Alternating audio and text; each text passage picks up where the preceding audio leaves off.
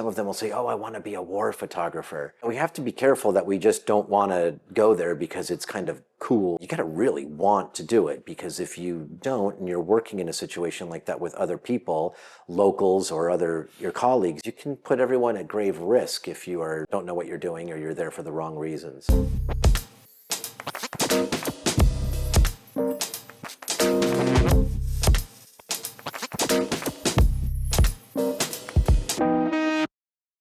So welcome everyone to this very special Eyeshot 50mm episode. It's our first live interview here at Magazzino Artisceniche in Bologna, and our first guest for live interviews is Michael Robinson Chávez, the winner of the series category of Eyeshot Open Call 2025 with his 25 years long work Mestizo, an exploration of Mestizo culture in Peru. Michael has spent decades telling stories to photography and working for the Washington Post and winning 2 Team Pulitzer Prizes for his service in photojournalism. So welcome, Michael, and congratulations. Thank you very much. It is great to be here and great to be in Bologna. I feel honored that I get to be the first person to do this live. Yeah, we're very, very excited, and thank you for coming. And so as the first question that we ask a very tough question. So who is Michael Robinson Chávez according to Michael Robinson Chávez? That's a very loaded question. Well, a photographer who is very happily living in Europe at the moment. But I initially started out not having any idea about what I wanted to do, even when I was done with secondary school. And I fell in love with travel and photography on a trip to Peru.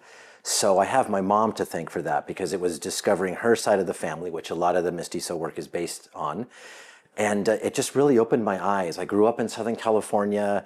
I was a surfer, well, I still am, but surfing, playing drums, kind of doing everything I could to avoid responsibility and to avoid figuring out what I wanted to do. And a friend of mine gave me a camera, and when I had that camera, I started making pictures in Peru.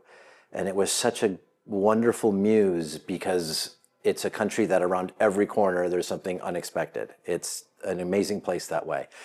And so that was it for me. And then I just went on this path of street photography and photojournalism and documentary work. And now I am here as a freelancer, but I spent most of my career working at various newspapers, at the Post, as you had mentioned, the Boston Globe, the Los Angeles Times.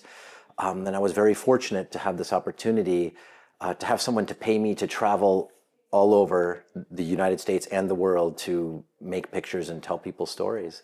So now I am another hustling freelancer in a business that is very challenging and very difficult right now, but still love photography. Yeah, and that's the most important thing.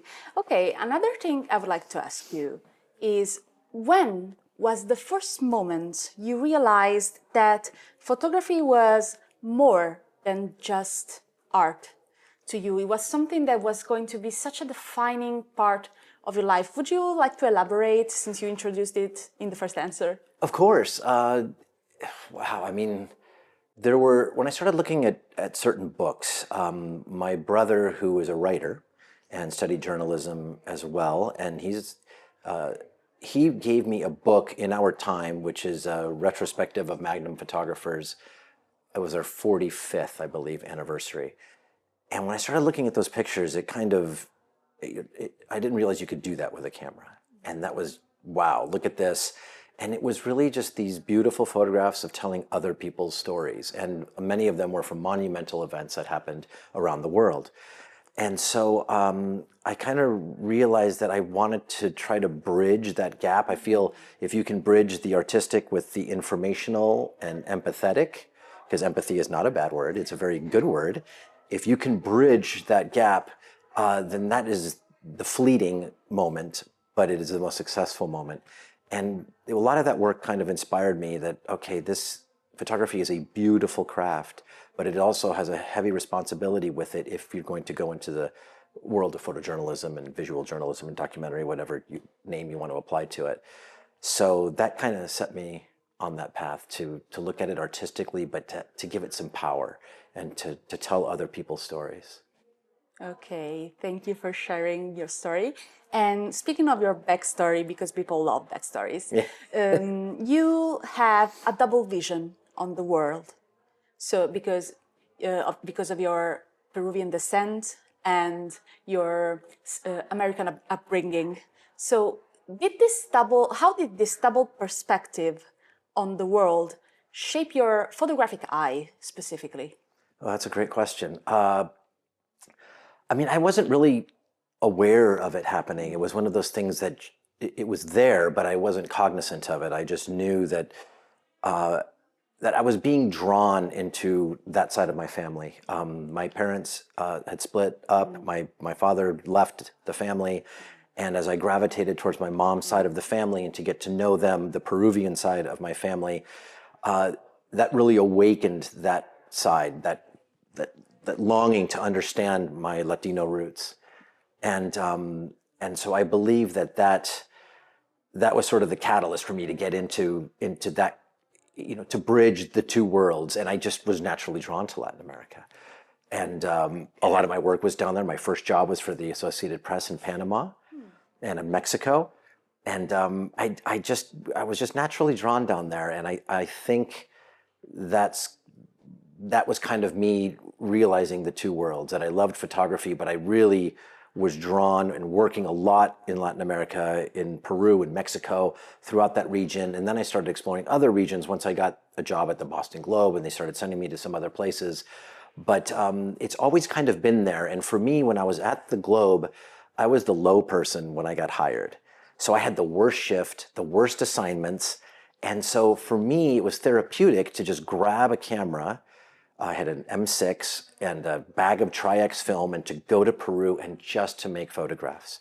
No deadlines, no assignments, just to explore who I was, what the mestizaje culture was, the Mestizo culture down there, but just to wander and make photographs.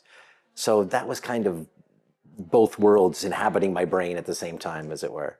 Yeah, it's very... Does that make sense? It certainly does. And I wanted to add that, finding out who you are through what you see must have been very healing as well. In that sometimes when you explore who you could have been, where you come from, like as a person, as a heritage, it can be very healing, or am I going on a tangent here? No, I mean, it certainly can be. It's almost that like I was saying, it was kind of therapeutic for me to go and retain my love for photography, but also for me, it was filling that hole that was left behind, right? That when my dad left and my mom was of the generation that it was very much to become very North American. That people who emigrated to the United States in the 1960s and, we want to be American. And I mean, there were songs in West Side Story about it. Yeah. If you want to go way back. So it was for me, it was more an awakening. I wouldn't say that it was healing as much as it was kind of filling that void. Okay. Of just having a connection with family. And then my mom is the youngest of 12. So my family in Peru is huge. I'd walk into a room with 40 people and I was related to all of them and had never met them. Ooh. So it was overwhelming and it was wonderful. It was just like this strong sense of family that had been missing. Yeah, and sense of community is very different in North America and South America. Yes. Yeah. And Italy. And Italy. Italy is closer to South America. I agree. Yes. Than the other way around. Spain, Italy. It's very strong. Yeah. It's a priority. Absolutely. Yeah. Most of us live with our family well into our 20s, which is seen as a failure in North America. Yes. Yeah. Yeah, there it is seen as, you couldn't make it out in the real world, so you're still Yeah. at your parents' house. Yeah, multi-generation households are very common here, so especially in the South. So, Yes. so I think I have the gist of what you're talking about, and it's very exciting to connect even through this.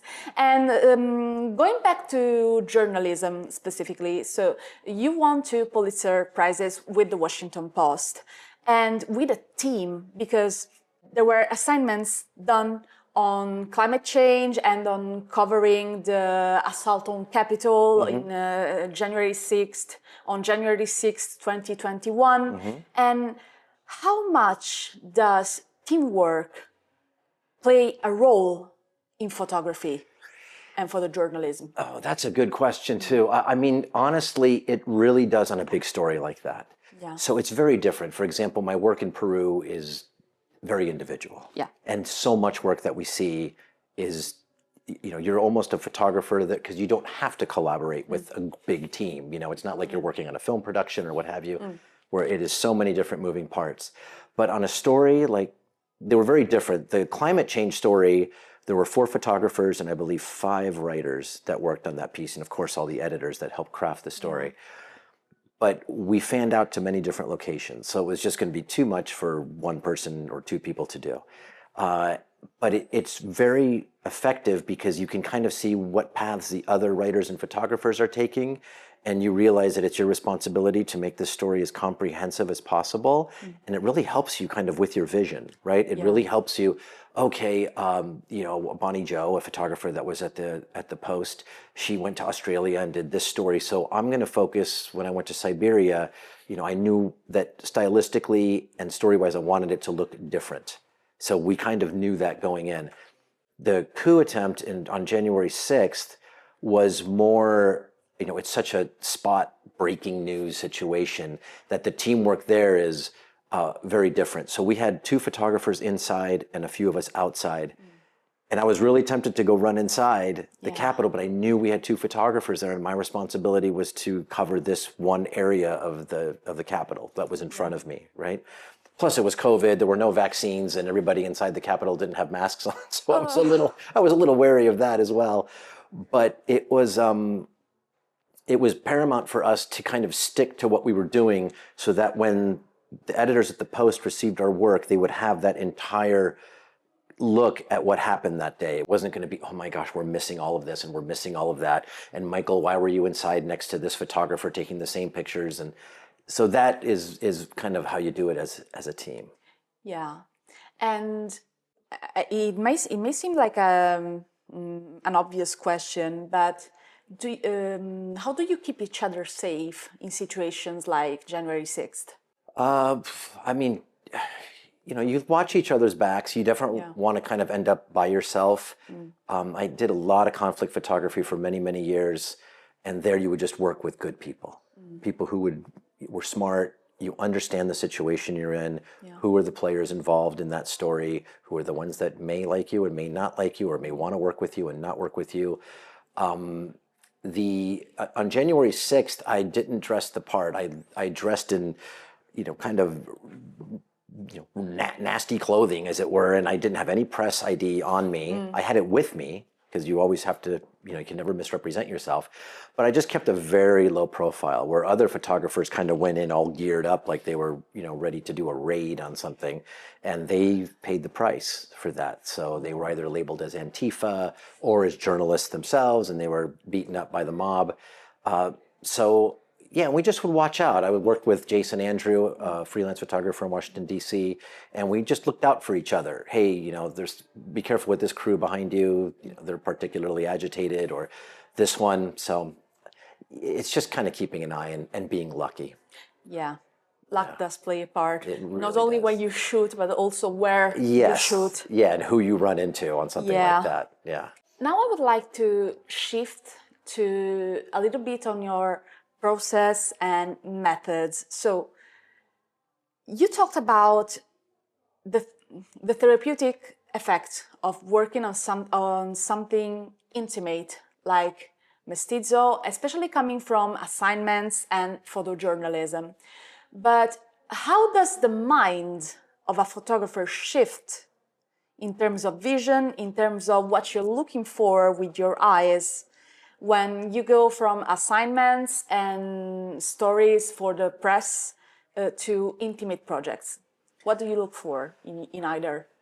Yeah, it just depends on how you're made up. I was speaking with a colleague of mine in Valencia. We were there at the same time, and he just said to me, he said, I couldn't do what you do. I couldn't go from photographing a news assignment one day to a feature essay the next day. My brain just can't shift gears like that. And so I believe that I am wired in a way where I enjoy that. I enjoy the variety. And Mestizo is an outlier because it is so long-term, right? I've been working on it for so many years, but it's been something that I go back to periodically and keep working on it. And it's very free-flowing. There are people that work on stories about a particular family or a particular topic for years. I could not do that. I love the variety because there are so many stories to tell. I feel like I need to be covering as many as possible. Yeah. I always liken it to the director Billy Wilder, the American film director, who worked in so many different genres. Say, I think I'm going to make a film noir, and then he would make Double Indemnity, make a masterpiece, or Sunset Boulevard, and I'm going to make a crazy comedy, and he would make some Like It Hot, and he enjoyed working in all these different milieus. And so I don't want to compare myself to Billy Wilder, that's a different level, but I love the fact of going to all these different stories, climate change, economic stories, even travel stories, lightening things up a little bit. But it's just thinking about the approach and your readers, who's looking at the story, because they're very important. The subjects you're covering, the people you're collaborating with on a story, and the people who are going to be looking at the story are your chief responsibility, right? Yeah. So that's kind of how I do it. I just think about it that way. That it's very natural. So it's hard for me to kind of dissect it. Okay, another topic that our followers and viewers love very much is gear. So, Yes. yeah, because we love the nerdy stuff. We love the nerdy stuff. Yeah. So you use different kinds of gear. Yes. And especially your Leicas and the kind of film that you use when you take film photographs. Do they box you in? Are they a challenge to you, or are they a stylistic choice that you make to obtain a certain look, a certain effect, a certain timing as well? Are you talking about specifically the film cameras? Yeah. I mean, the film cameras were just used because that's all there was at the time. Yeah. And I've only used film very sparingly since the advent of mirrorless digital cameras, even digital SLR cameras. I have to confess, I'm not a huge gear person. People ask me, well, what is the best camera? And it's the one that you are definitely most comfortable with. And now, I mean, camera bodies used to be almost unimportant because it was just transporting the film in front of the shutter, right? And the lens was everything because it was the quality of the glass and the aperture and all this kind of thing. And then with digital photography, the sensor is inside the camera, and so that changed everything, and they became very important. But it's for me, I love the Leicas because of their unobtrusiveness, their quietness, their the freedom of using them. I remember in Peru at one point, I was taking pictures with my M6, and a friend of mine was there with a Nikon FM2, and everybody gravitated towards him. Oh, mira, Nikon, tiene una cámara Nikon, let's go talk to the guy with the Nikon. And it was very aggravating for him, but very fun for me, because then I could go and make real pictures, and he was being, asked all kinds of questions about his Nikon camera. So I thought that was pretty fun. But I think more it's, what's the format you're going to use? Medium format, large format. I love the fact that film is making a comeback, that younger photographers are starting to use, or not starting, but using it to great effect. Yeah, because the younger photographers we have talked to who love film, love the permanence of it, Yes. because younger generations, I think we were talking to Blake Andrews about this. It's in one of the previous interviews, but he was saying that people want permanence nowadays, and we're all getting tired of everything being impermanent. Yeah. So we Yeah, all want these something fleeting tangible. images with your Yeah. phone, and you take so many and they vanish, and Yeah. keeping them archived. And it's true. I go through my old silver gelatin prints Yeah. Your from contact Peru sheets. and contact sheets and scanning negatives, and it is kind of nice because you also discover nice little treasures that you had overlooked before, right? Yeah. Because your eye changes. You go back and edit your work 10, 15 years later, you look at photographs and say, why didn't I mark that photograph? Because you're thinking and seeing differently than you were that long ago.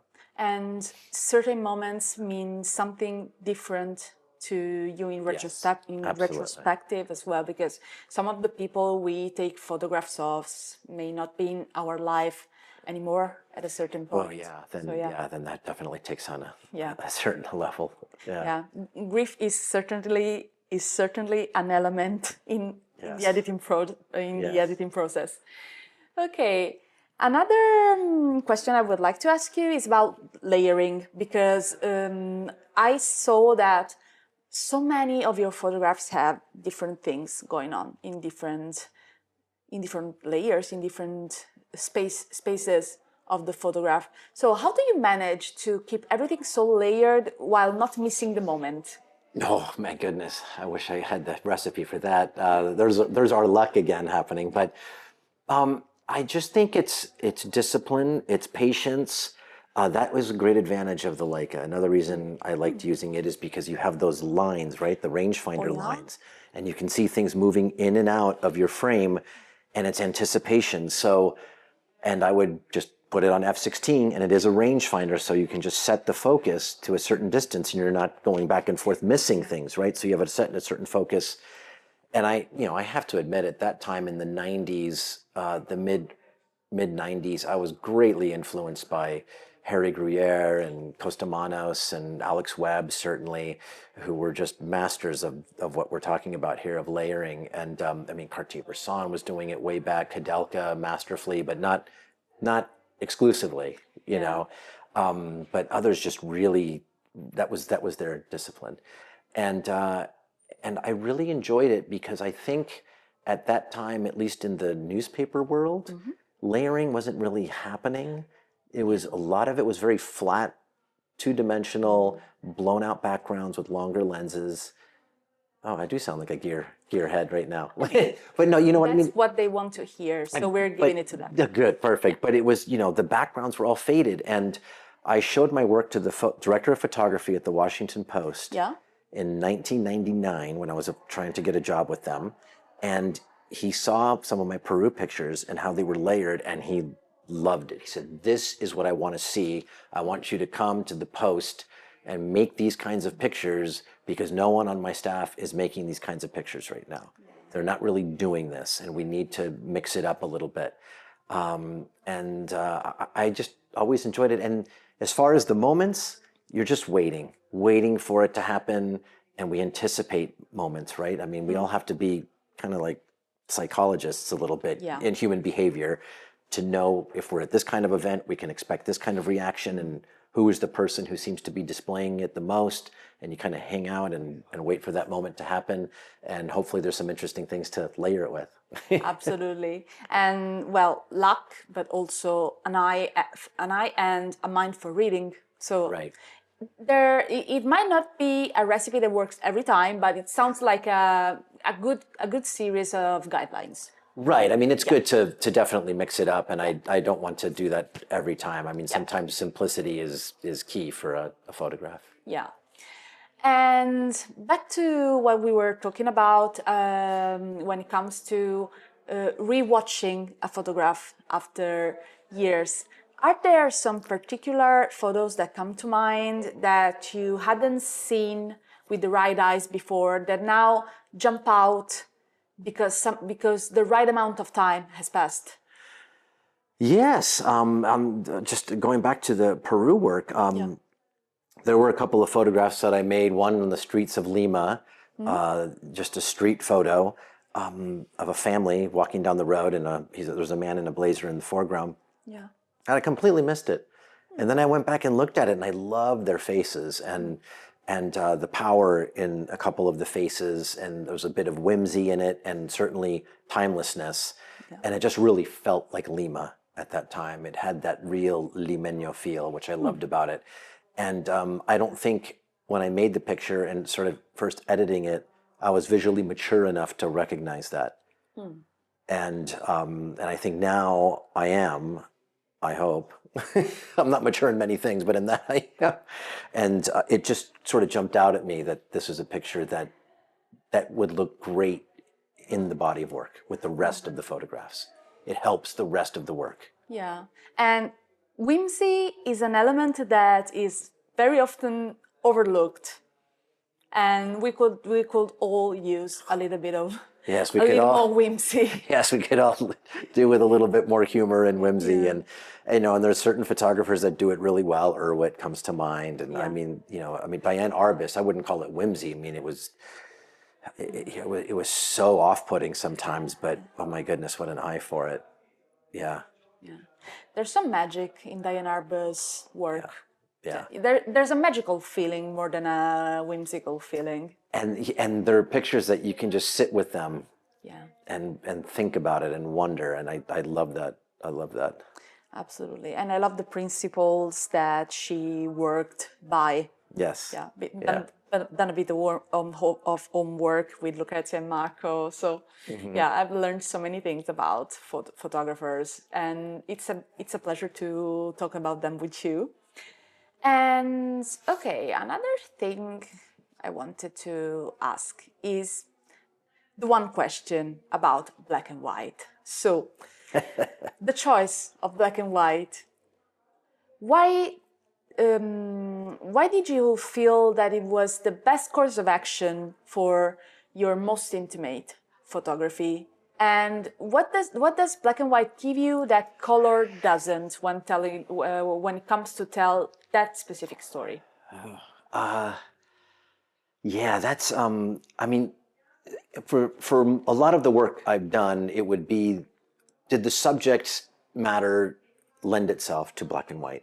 For me, Peru was a very kind of melancholy place, because I first started going in the late 80s, after I graduated high school, and Peru was in rough shape in the late 80s, into the early 90s. And the constant overcast on the coast, because I would go during our our summer months, and go down there, and there it would just be gray. And I was thinking, okay, this is about black and white.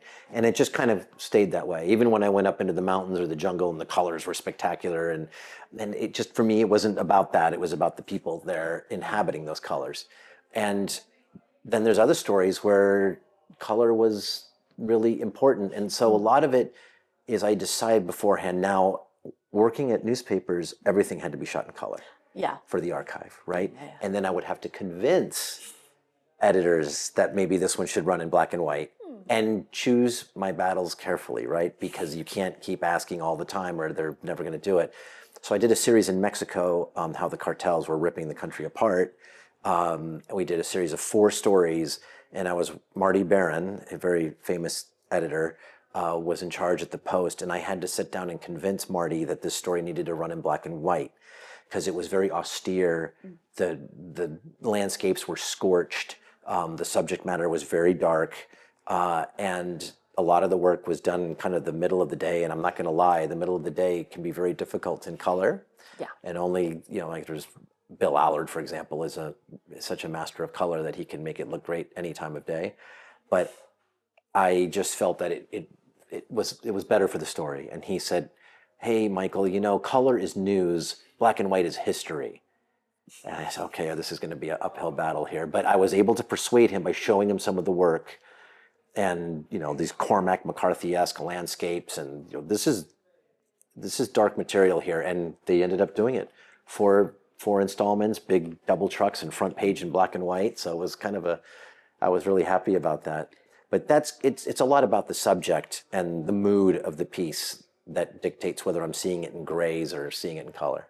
Okay, that's a very, very interesting outlook. Thank you. So, another thing I would like to talk about is narrative. So, the way you tell stories. And Mestizo is a 25 years long project. Where was your gaze when you began? And where was your gaze when you finished it? When you thought that the project had run its course a few years ago? So Like, when did I know it was finished? yeah. I think. Yeah, I really started it in earnest in 93, 94 on a trip December, January 93 into January of 94. And that's when I started working on black and white. My first trip, I also brought Kodachrome with me on that trip. And I made a bunch of frames in color, and I made some in black and white, and I just kept going back to the Tri-X.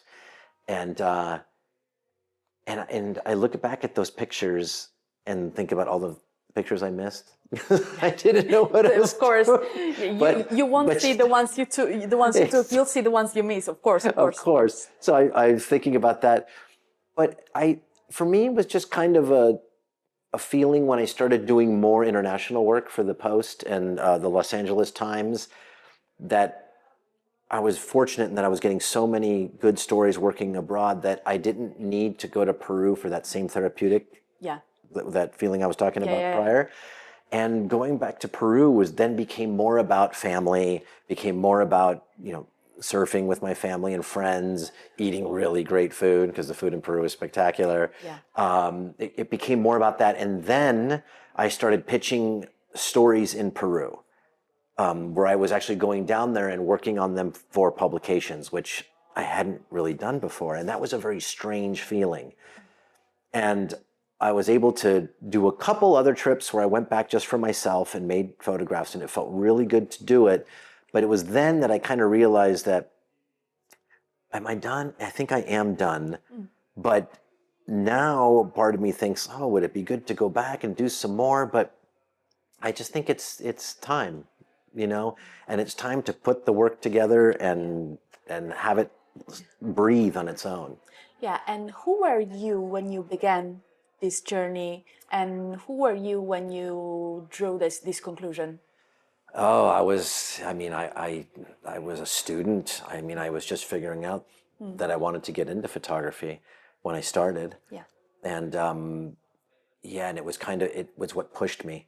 It really pushed me to be comfortable on the street making photographs of strangers, ending up in situations that I would normally have no business being in, whether it was a party or a funeral or, inside a celebration somewhere, or it was a gold mine. It was fantastic. It was this great license to get to know a place and the people. And so for me, it kind of just sent my eyes open like searchlights, right? I was just, wow, look at all this. And then when I finished it, I was a much more seasoned photographer. I had been to seen a lot of different things, a lot of horrible things, a lot of wonderful things. I was married with a daughter, and so I was a very different person when I realized that this was concluding. And Peru had changed. It wasn't just me, but the country changed a lot. And so I look back at a lot of the pictures, and they just seem very historical in that sense. And part of me also wanted to keep it, to preserve it that way. And that's when I knew that, I'm a different person now than when I started this, because I'm seeing it so differently. Yeah, there's so much history in a single body of work. So things that you never see anymore. Even just appliances. Modernization. And so you've worked on so many projects, assignments and personal projects. Do you think there is a connecting point between everything that you've covered, especially in the way you've looked at things, you've looked at the situations you've been in?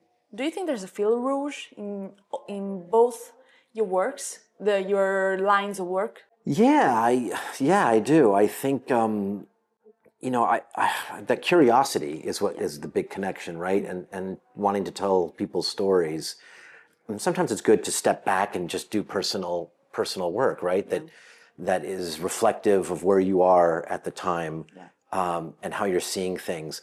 But journalistically, there's no shortage of stories, especially in the times we're living right now. It's become very important, that we keep on doing it and dispelling misinformation and all that. But that's a totally different subject. But I think it's the love of making pictures. And so for me, oftentimes when I'm just roaming around, like here in Bologna, walking around today, just with my phone, right? Because it's nice and light and everyone has one, so it's really easy to make pictures. And just, there's some nice light right there. Look at that doorway and look at these fantastic buildings and on and on, and just making the frames as they happen. And that's very personal. Yeah. I'm also glad you found some inspiration here in Bologna. So the city's marvelous. I've only been here for a few hours, but I walked around all day today in the center and on the periphery, and it has a lot of energy, a lot of young energy, I guess, because it's a big university. So. Yeah, it's one of the most ancient university cities in Italy, together with Naples. And they're about the same age. They're about 13th century, so it dates way back. Way back. And there's lots of protests these days, so that's why you see it looked like I caught people leaving, that there was a protest today. A pro-Palestine protest. Exactly. So many of them yesterday, the day before, all week. University town. Yeah. That was like in San Francisco, because I studied at San Francisco State University, which is a legendary, left-wing campus and what have you. And they protested everything there. And for me, it was great. It was just, especially studying photojournalism and practicing and things. It was very, politically charged and active, and I love that about it. And speaking of photojournalism in general, do you think there's still a very distinct line between art and documentation? Yes. Okay. Yeah, I really think that there is, and it can be a cautionary tale too. Yeah. But I still think that, especially now, because we're so saturated visually. It's an endless stream of imagery. We're looking at screens way too much during the day. I know I am, way too often.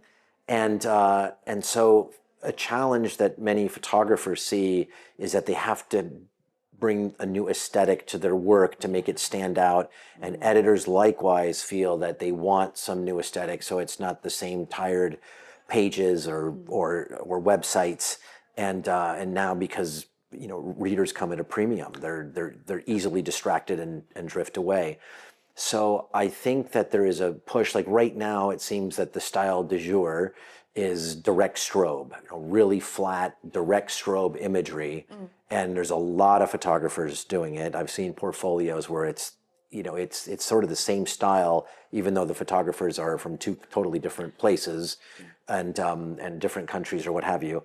But it's we have to be careful, though, that when we go into a situation, especially if we're covering a story where there has been loss or suffering or something, that we aren't just using that as fodder for our artistic style, that the information and the journalism and what those people have been through and bringing readers into that experience is more important. And I don't want to sound overly, puritanical here, but you can always bring a certain sense of style to heighten that power and to deliver the photograph better. But we just have to be careful that it just doesn't become self-serving to our own way of seeing things, rather than being responsible to the people that we're photographing. Yeah, thank you for the insight.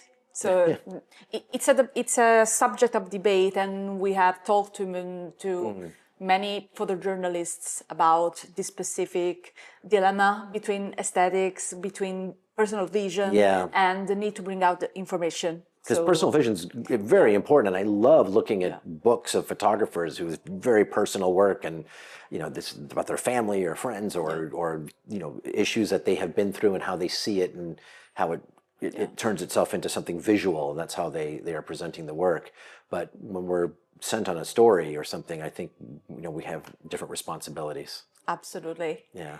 For the next topic, I would like to stay on the topic of photojournalism and in particularly ethics.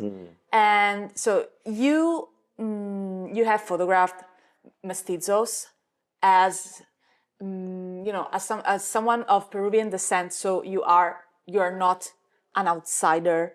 But how does someone who is approaching any situation from the outside keep themselves from being a tourist in the experience? From being a tourist in terms of just being a voyeur? Or? Yeah, a voyeur, yeah. Well, I mean, your journalistic training does that for you, right? Yeah. Or your desire to tell the story. I think that automatically should catapult you over that hurdle, right? Over anything, thinking that I'm just a tourist. But if you're thinking of just kind of parachuting into a situation. Yeah. And I'm even on the street. Oh, I see. Yeah. Okay, yeah. I'm sorry. No worries. Yeah, I mean, when I talk to students and they say, some of them will say, "Oh, I want to be a war photographer," and it's like, okay, why? Obviously, is the first question, and they think about it, and some of them have real legitimate reasons. My family is from Southeast Asia. They are from from Burma and Myanmar, and so there's legitimate reasons there, and the impetus to go and cover that is real, but yeah, we have to be careful that we just don't want to go there because it's kind of cool, or they love the lifestyle, the adventure of it, the adrenaline of it. I mean, the adrenaline is intense in those situations, and it is part of it that keeps you going. But you got to really want to do it, because if you don't, and you're working in a situation like that with other people, locals or your colleagues, you can put everyone at grave risk if you are don't know what you're doing, or you're there for the wrong reasons.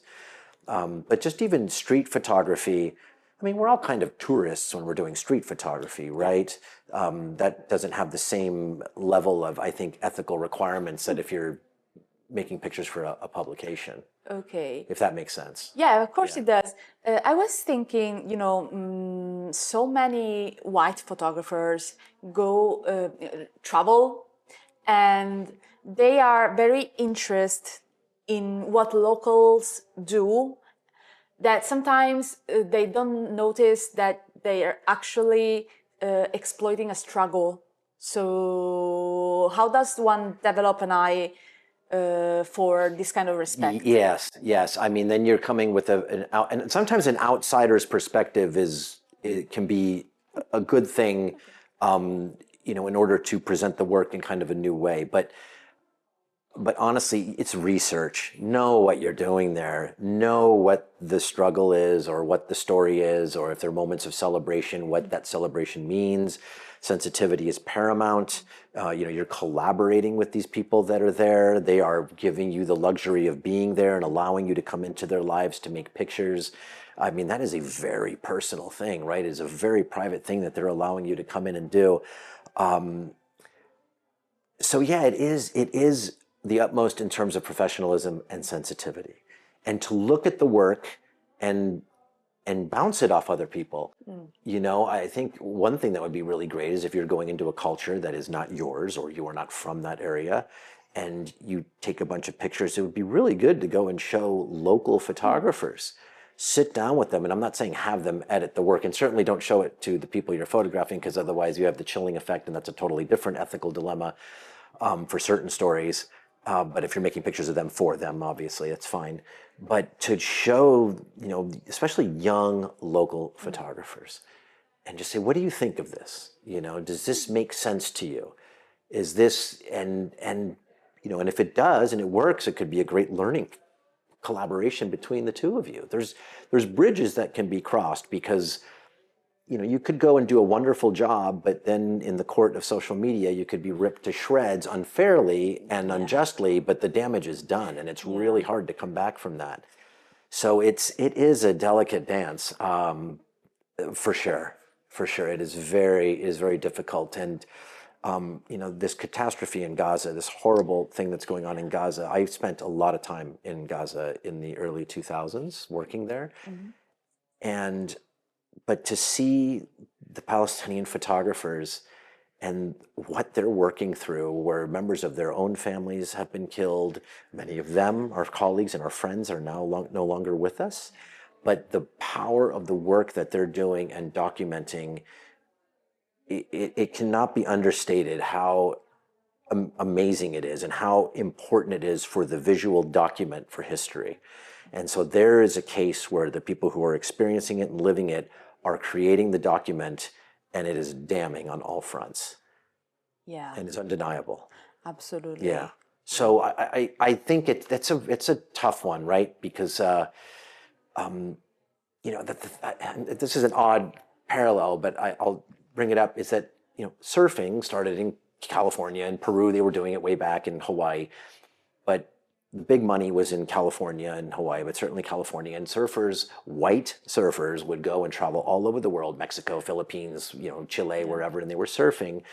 And, you know, the locals were just sort of starting to get into it. Now we're at a stage where there's Indonesians and South Africans and Peruvians on the world tour. And so they've just risen in talent.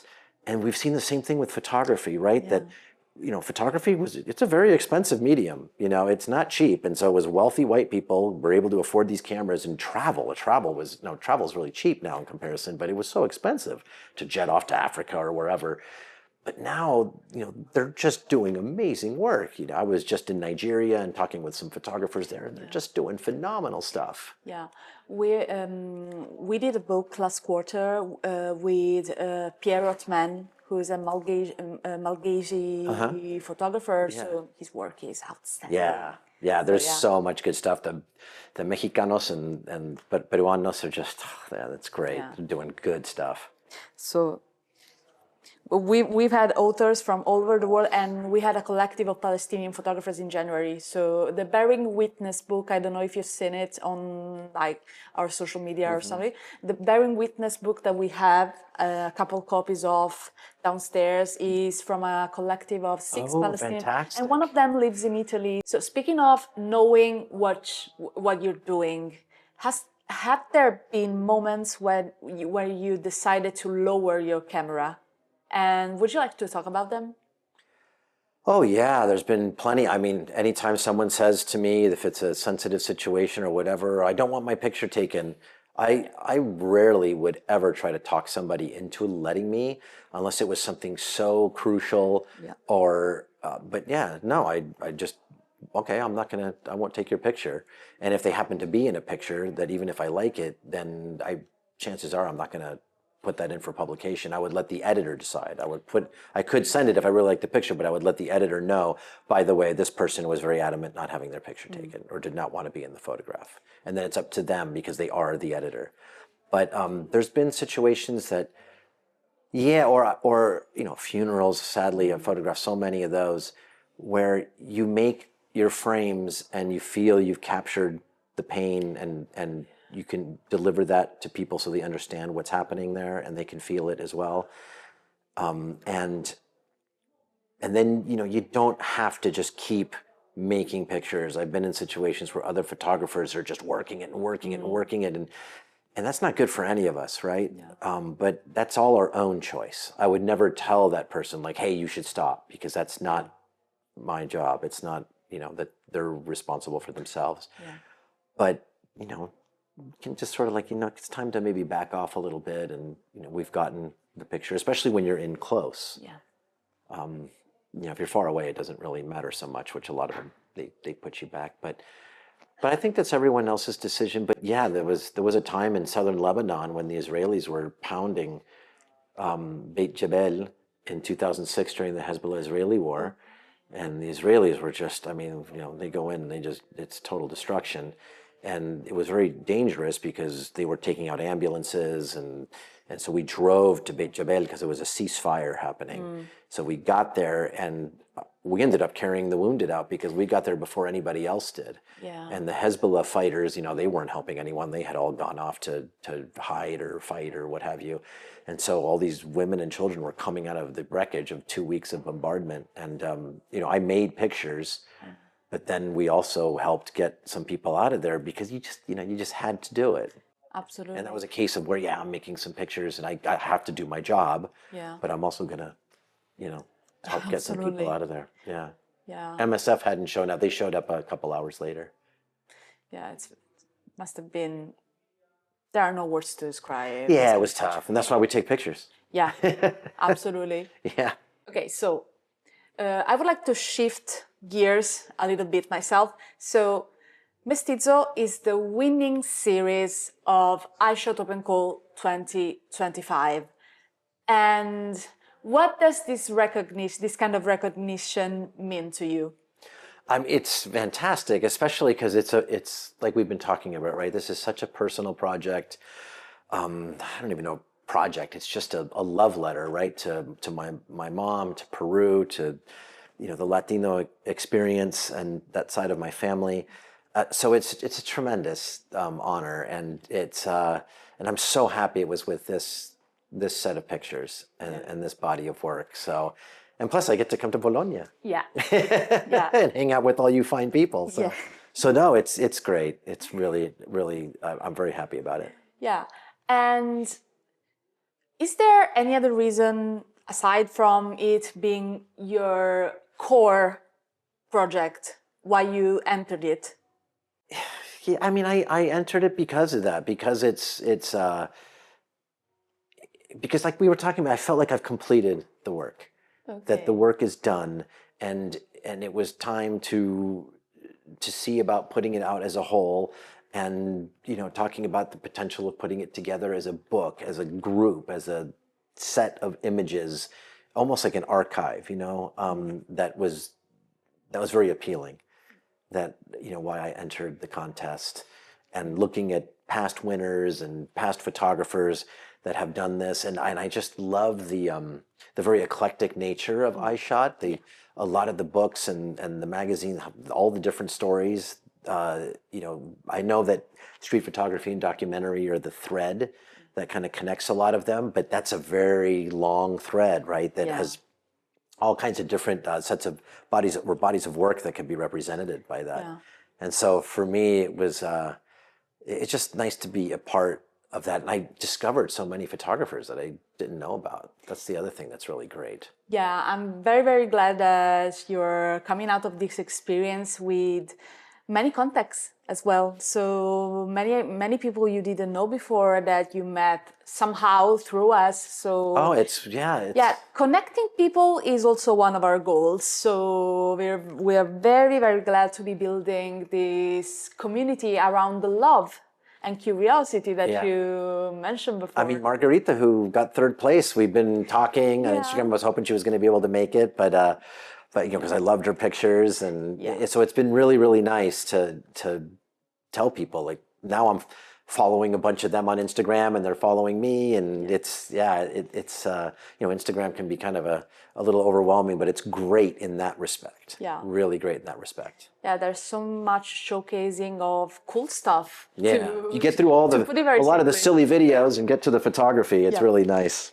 Mestizo is about to enter a new era because it's going to be the core of the book that is coming out in the next few months. So pre-orders are now starting, and it's going to be an exciting journey. How do you feel entering this new era? Overjoyed. I mean, I've been thinking about publishing it as a book for many, many years. And it was always kind of a goal to put this together as a book, but the photo book publishing world is a very daunting place. Yeah. And if you go in a lot of methods, you have to pay so much money up front, money that I certainly don't have. And so it was just very difficult. And I had shown it to some publishers, and they loved it. They said, "Oh, this is great. This would be great as a book. We'll just, probably need 20 or 30,000 euros from you to do it." It was a nice idea. I'll just be happy with my website. So this opportunity to present it as a body of work and I can't wait to take it to Peru. Because I want to take it to Peru, a few copies, and take it to some people that I know, that not just my family, of course, but people that I know in some of the hinterlands of the country that I know are still there, and I photographed them so many years ago, and just say, hey, it's going to be so here's exciting. a copy. Yeah, so it's very exciting. I'm really, really Yeah. happy about it. Yeah. Okay, for the wrap-up section of the 50 millimeters part of the interview, I would like to talk about the future a little bit, since we just got into the topic. So you're in Valencia now, teaching students, and what is the most important thing to pass on to your students that textbooks don't have ingrained?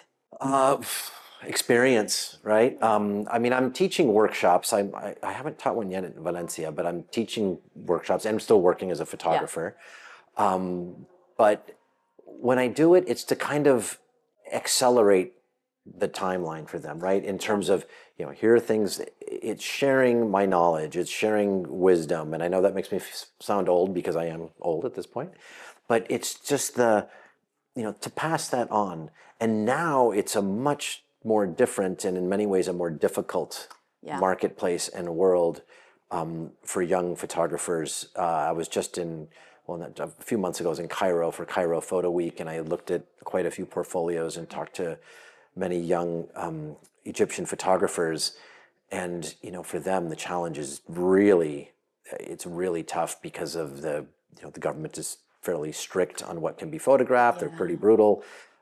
So they really feel like, they're pent up and have so much great vision to express. Yeah. So I just try to pass realistically, my knowledge, knowing the situation that they're in, because it'd be really easy to say, oh, you can just go do this, this, this, and this, but you have to know your audience, right? Photographers in Egypt don't necessarily have that same ability to do it. Okay. Just like if I were talking to a class in Nigeria or Peru or Mexico, it would have to be based on the experiences that they have, the possible track they have to a future as a photographer. But it's just fun to get them excited about it, right? And to share experiences with them and see their eyes light up and get them motivated, realistically motivated as to what the future holds. Yeah, it's something so valuable that you don't find anywhere else if not talking to someone sitting. Yeah, really. That's why I love doing workshops in person. I mean, I'll do them online too because they can work out fine, but in person it's much better. Much better. It's much more fun as well. It's much more fun too, especially when you're in a great place. Yeah. And another thing, in the world of social media where everything is instant, has to be breaking, has to be the bomb for it to work. For lack of better terms. Yeah, that's old school. Where do you see long-term documentary projects going in the next few years? Ooh, wow, if I could answer that question, I think I could probably teach some serious workshops. But that's a very good question. And it's not so much where the documentary projects are going, but who's looking at them. Who is your audience for a lot of this documentary work? Where can you put it that will gain a little more urgency, or maybe there'll be like a resurgence of the importance of documentary work. Honestly, social media is a place where some documentary work can live, at least the teases to the greater whole. As awful as social media can be, at the same time, it's a very simple and accessible way to share work that might otherwise not be seen and to get it some notice. But I think a lot of it is, for documentary work, it's going to be dependent on the tastemakers, for lack of a better word, those editors and those people that are in a position to make it more accessible. I think that there's, the Bronx Documentary Center in New York. I think they do really great work. I think what Eyeshot is doing is another example of not just the magazine, but the books and having a space to show the photography. And you guys have a great social media presence. It's very urgent and timely, and it looks really good. And that's what's going to draw people in initially, right? Thank you. So I think that places like Eyeshot, publications like Eyeshot, and certain photo festivals that are happening. Even Arl has started to embrace documentary. A lot of it's conceptual documentary, more artistic. But I saw some beautiful work this last year at Arl. It was my first time going, and it's a wonderful photo festival. But I think there it's starting to heighten it a little bit. but it just needs to reach a younger audience, I think. The more young people embrace it, the better, because otherwise, it becomes more finite, right? Yeah.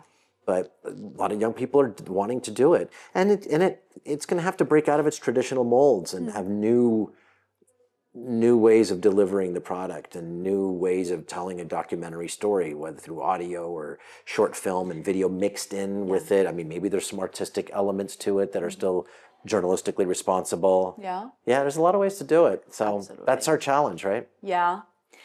And what's your next long-term documentary project, if you have one, or one that you would like to do? Oh, my long-term, enjoying Spain with my family. There's my long-term project. I right now, Peru was so personal. So like we were talking about before, that the long-term has always been a little more difficult for me. I like to jump from one story to another, maybe in a series of months rather than years, thinking about years. Okay. But I think that there's a lot to be done. I think climate change, especially because climate change now has disappeared on the news radar because of everything that's happening in the U.S. and the rise of autocracy. And so I still think at the end of the day, climate change doesn't care what form of government it is, because it's happening and it's here and the circumstances are coming no matter what you may believe. It really doesn't care. So I still think that for me, I'd love to do a long-term project, and I've already done some of it, but just sort of the effects on the coastlines in many parts of the world as a result. Most humans live on the coastlines, and they're the ones being really hit. Yeah. So for the last questions, 35 years behind the lens, if you had to choose one word or a couple words to sum up your photography, which words would you choose? To sum up my photography, that's a tough one in just a few words. Curious, interested, hopefully empathetic. Okay. Just kind of like a wanderlust, as it were, just a thirst to know what people are thinking. I know that's more than a few words. Okay. But we like the definition, so we're keeping it 100%. Okay, so this is it for part 1 for Eyeshot 50mm, and see you very soon in part 2. So welcome back to our interview with Michael, and we are now on part 2, which is the Eyeshot Unfiltered part. It's our series of quick, rapid-fire questions. So are you ready? As I'll ever be, I suppose. Okay, so I'm gonna have notes, just so we keep everything. I don't get any notes. Yeah, and that's the fun part. So, okay, Michael, 3 words to describe yourself as a person. Oh, curious, impatient. Yeah. Interested. Okay, fair. If you had to shoot one series in colors, what would it be about? One series in color. Yeah. Riding waves. Ooh, yeah. So surfing. Yeah. We were. Well, and any manner of craft, but yeah, surfing primarily. Yeah. Okay. If your photography were a music genre, what would it be? Jam band. Okay. Do you know what I mean by jam band? Yeah. Yeah, just like. Let's explain for the viewers. Just kind of, has a certain structure to it, but then it just takes off like jazz, but a little bit more rockin' than jazz. Okay. Kind of free form and takes off, and everyone feeds off one another, like when you're working. So, yeah, we like the sound of that. Good. Okay. Is there a project that you kind of regret, and why? A project I kind of regret, and why? Oh, that one, that's a hard one to think quickly. A project I regret. Regret's a really heavy word. I'm trying to think here. Oh my gosh, I might have to come back to that one. I'm trying to think of a single project that I did that I wish I hadn't done, or I hadn't pitched the idea. Wait, there was one on, there was a project, I'll tell you a project that I regretted, was one that I did about the tone of Washington, D.C. On the eve of Trump's first inauguration in 2016, kind of the mood of the city. I thought it was something that would could look as a strong visual story, and it was not. It wasn't pleasant to work on, and it was very difficult, and I don't think it came off the way it should have, and so that's one I regret. Okay, that's fair. That's fair. To each their own. See, I had thrown it out of my memory, and that's why I couldn't recall. Yeah. Okay. So, is there something about Mestizo that you had to renegotiate while editing it? In terms of renegotiating? Yeah, some choices that you were very adamant about when you were first overlooking the project, and then you said, you know what? Yeah.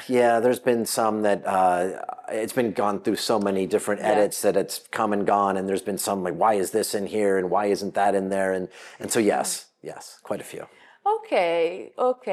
Speaking of regrets, is there an aesthetic choice that you regret making in a project, in a single photo? Oh my goodness, and lots of photos. Okay. A wrong approach on composition. If I'm trying to, it's really hard for me to come up with just an example on one, because there's been multiple ones in assignments where I'm not sure why I'm cropping the way I'm cropping with the camera. Portraiture.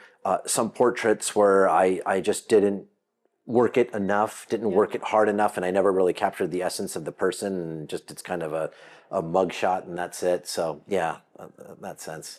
That's fair. Okay, so rank these three aspects of photography: light, subject, composition. Subject, you mean just the person? Yeah, just the person of the environment or the environment. What's the most important?